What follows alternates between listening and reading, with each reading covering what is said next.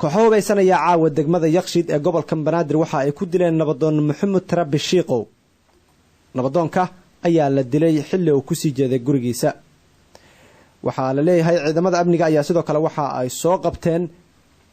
rag lala xiriirinayo in ay ka dambeeyeen dilka nabadoonka. waxaan qadka taleefanka ee degmada Yakshiid kula xiriiray gudoomiye ku-xigeenka amniga iyo siyaasadda ee degmadaasi Shukri Xuseen waxaana wax ka weydiiyay dilka nabadoonka. nabadoonka wuxuu ahaa nabadoon Soomaaliyeed Allah u naxariisto gacanka xaq darmeed. nabadoonka wuxuu socday suuqbaad wuxuu meesha oo baawurka raaci rabay biil ah marka qof maxay tahay sheeg kule dadkana qofka gala baawur biil ma raaco dadkana qof oo ka gal lama jirin laakiin se wax kooxii hubeysnaay wax arqaladeyn jireen ayaa diiran ma garan marka nabadoon Soomaaliyeed oo ahay in la yaqaano nabadoonnimadiisa iyo maxay tahay sheeg shaqooyinkiisa la yaqaano firfircoon oo ah xaristo nin waayeelna uu ahaa kulana yarba in waa kaasa way balkaasi ko marka nabadoon ahaantiisa waxa la leeyahay waxa uu ku lug lahaa arintan ku aadan soo xulista xubnaha musharaxiinta ee xildhibaanada soo socda bal arrimahaasi maxaa ka jiro wallahi sida la sheegayo horta anaga tan xildhibaanka nabadoonka ma ana wareersanin laakiin maalmahan dambe dadka la dilaa dhamaantood waxa la leeyahay xulis ku shaqaleeyeen hadda waxa soo ku shaqala anaga ma dhigi karno oo anaga wareersan lama aan yeelanin qoyskana markii meesha la geeyay meedka qof oo meed u yaalo lama wareersan karo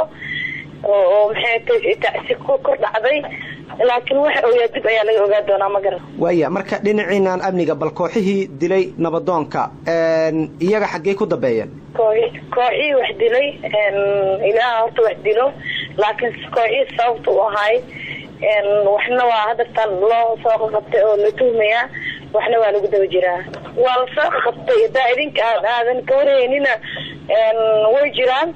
kooxada dileen oo la soo qabtay Yakshiid ku dhacday isla Yakshiid lagu qabtay way jiraan waxa laga yaabaa dabcan inay idin soo gaarin laakiin waxa jiro odayaal iyo dhaqameedyo iyo dad mas'uuliyiin iyo dad ganacsato ah oo Yakshiid lagu dilay dadka dilay in la soo qabtay hadii aadan ka wareynin hadda ay idin sheegnaa ma garantay kooxo hubaysan ayaa gelinkii dambe maanta xaafadda Suuqbacaad ee degmada Yakshiid ee gobolka Banaadir waxay ku dileen nabadoon caan ka ah magaalada caasimadda ee Muqdisho. kooxo hubaysan ayaa wararka waxay sheegayaan in xaafadaasi Suuqbacaad ee degmada Yakshiid ee gobolka Banaadir ay ku toogteen nabadoon caan ka ah degmadaas kaas oo lagu magacaabi jiray nabadoon Maxamed Tarabi Shiiqow. waxaana wararka intaasi ay ku dirayaan in kooxahaasi markii ay dilka ay geysteen halkaasi ay ka baxsadeen. dad goobjoogayaal oo ku sugan xaafadda Suuqbacaad ee degmada Yakshiid ee gobolka Banaadir oo la hadlay idaacadda Shabeelle ee Muqdisho ayaa waxay sheegeen in kooxaha dilay nabadoonka ay gaarayeen 4 ruux isla markaana biskoolada ay ku hubeysnaayeen. waxaana goobta gaaray goor dambe oo raggaasi ay baxsadeen ciidamo ka tirsan dowladda Soomaaliya oo howlo baaritaana ka sameeyay halkaasi. taliyaha saldhigga degmada Yakshiid ee gobolka Banaadir